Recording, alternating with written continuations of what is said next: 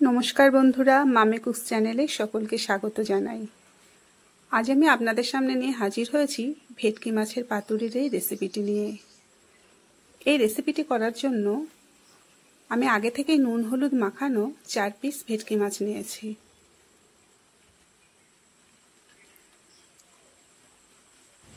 এবার আমি এই মাছের মধ্যে দেব 1 চামচ পরিমাণে কাঁচা লঙ্কা বাটা, 1.5 চামচ পরিমাণে সর্ষে বাটা, 1 চামচ পোস্ত বাটা আর দেব 4-5টি কাজু বাদাম বাটা।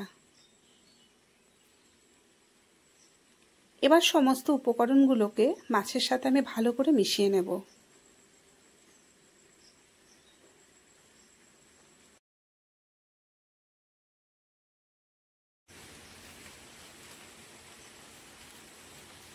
এবার আমি এই মাছের মধ্যে দিয়ে দেব 50 গ্রাম মতো সরষের তেল। এবার তেলটাকেও ভালো করে মাছের সাথে মেখে নেব।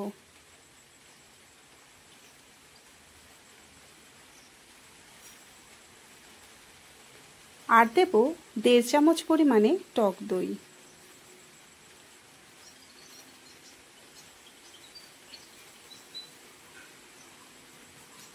এবার টক দইটা দিয়েও মাছটা মাখিয়ে নেব।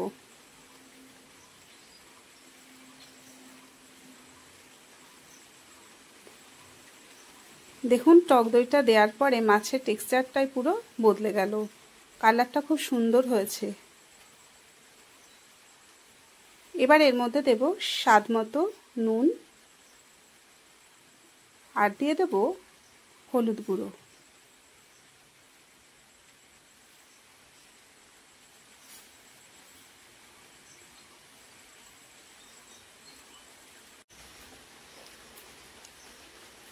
এবার আমি একটা কলা পাতা নেব। এই কলা পাতার মধ্যে মাছটাকে আমি দেব। 4 পিস কলা পাতা নিয়েছি, প্রতিটা কলা পাতায় একটা করে মাছ দেব এবং কিছুটা পরিমাণ মশলা এর মধ্যে দিয়ে দেব। এবার এর মধ্যে দিয়ে দেব একটা গোটা কাঁচা লঙ্কা আর সামান্য পরিমাণে সর্ষের তেল।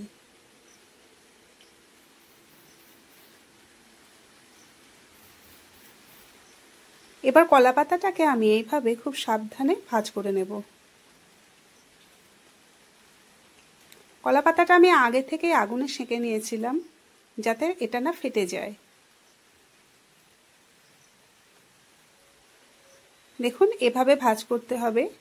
এবার টুথপিকের সাহায্যে আমি এটাকে আটকে দেব।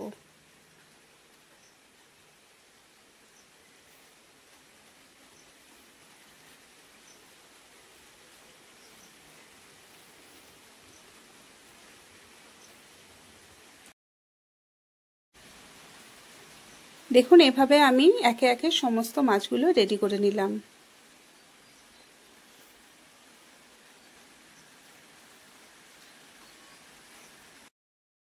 এবার ওভেনে একটা জলের পাত্রের উপরে একটা ফুটো গামলা বসাবো। এবার এর উপরে আমি একে একে সমস্ত মাছগুলোকে দিয়ে দেব।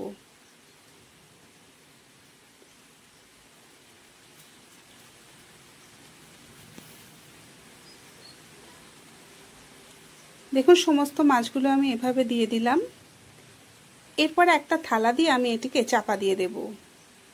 এবার আধ ঘন্টা আমি স্টিম দিয়ে নেব। এবার আধ ঘন্টা পরে আমি থালাটা তুলে নেব।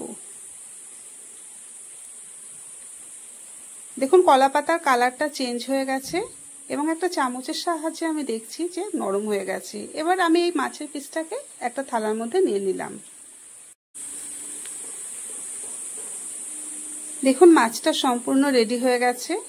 এবার এটিকে আমরা গরম গরম ভাতের সাথে পরিবেশন করতে পারবো।